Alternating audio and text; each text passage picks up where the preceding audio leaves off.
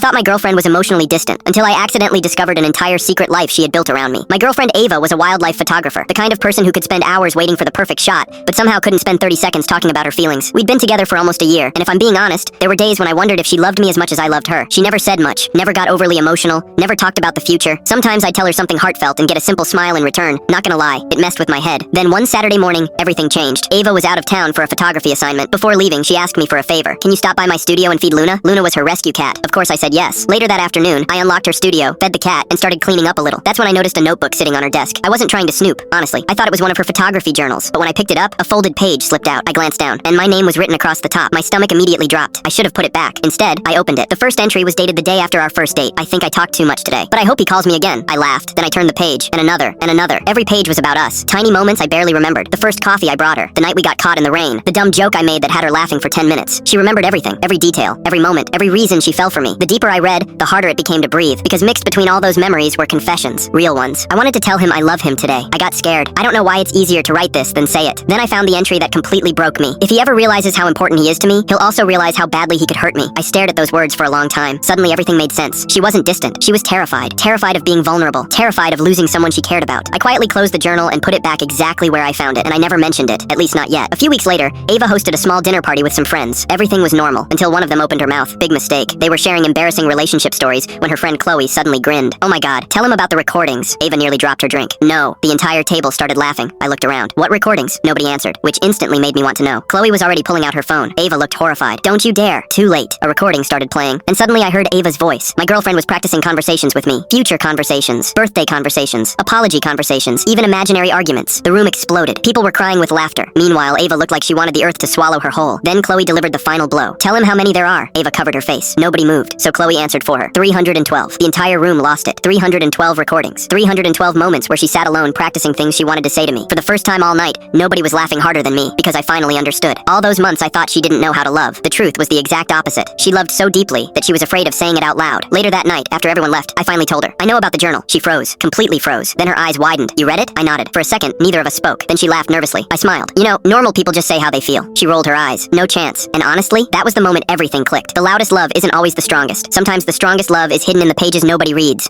and the recordings nobody was ever supposed to hear.